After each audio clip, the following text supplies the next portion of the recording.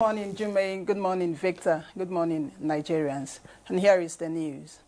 As part of the special morning activities approved by President Bola Ahmed Tinubu, GCFR, an expanded special session of the Federal Executive Council, FEC, in honor of the late former President and Commander-in-Chief of the Armed Forces, His Excellency Muhammadu Buhari, GCFR, is scheduled to take place today, Thursday, at 5 p.m. at the Council Chambers, Presidential Villa, Abuja. A statement signed by Rabiu Ibrahim, Special Assistant Media to the Minister of Information and National Orientation, says the special FEC meeting will be held after the third-day prayer for the late former president at his residence in Daura, Katsina State, with the Vice President, Kashim Shettima, leading a delegation of the federal government comprising cabinet ministers for the prayers. The expanded FEC meeting will be attended by the leadership of the National Assembly, the Senate, and the House of Representatives, the Judiciary, and representatives of the family of the late former president. The statement further indicates that on Friday, July 18, 2025, a special prayer session will be held in honor of the late former president at the National Mosque, Abuja, while on Sunday, July 20th, a special church service will be conducted. The State House management has opened condolence register in honor of the immediate past President Muhammadu Buhari, who just passed on. This is in compliance with the directive of President Bola Ahmed Tinubu that condolence registers be opened in all federal ministries, departments and agencies, as well as at Nigerian embassies and missions abroad. The Permanent Secretary of the State House, Mr. Temitope Fashed-Demi, who signed the register at the administrative building of the Presidential Villa, paid glowing tributes to the late former President, Muhammadu Buhari, lauding him as an elder statesman who devoted his life to nation building. Mr. Fashed-Demi described Buhari as a visionary leader and a great man with passion for duty and totally focused on nation building. In a statement signed by the Director of Information and Public Relations of the State House, Abiodun Oladunjoye, the Permanent Secretary prayed for divine mercy and eternal rest for the late President.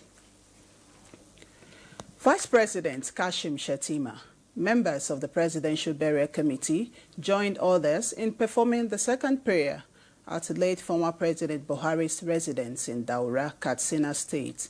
The third-day prayer is expected to take place today, Thursday, with the Vice President leading other mourners at the prayers. Allah ka gafarta wa Muhammadu Buhari, Allah ka yafe masa.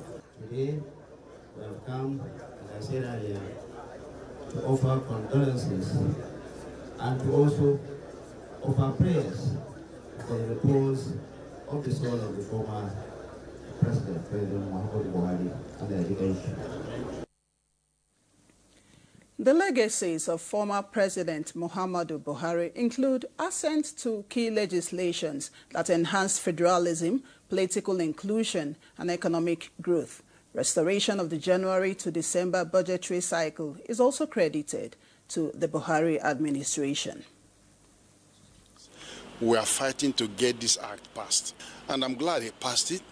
And then I'm glad President Tinubu is religiously implementing it with courage, political courage. The effect and impact was overwhelming, and today we have competitive outlets that are competing to give Nigerians the fuel they deserve.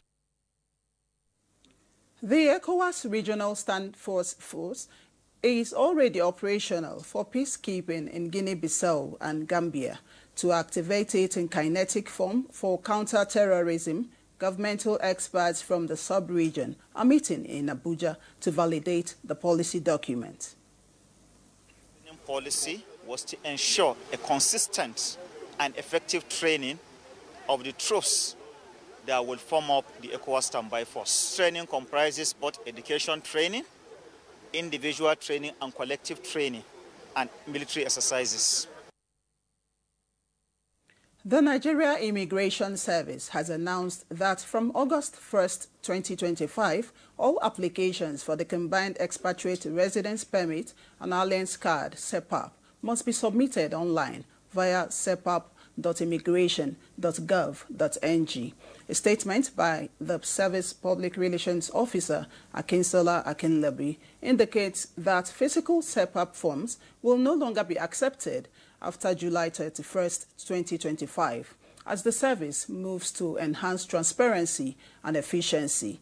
Applicants with paid but unsubmitted forms are advised to complete and submit them before the deadline to avoid invalidation. The NIS also urges individuals and companies responsible for expatriates to finalize all pending applications within the time frame. Enquiries should be directed to the Office of the Public Relations Officer at the NIS headquarters, Abuja.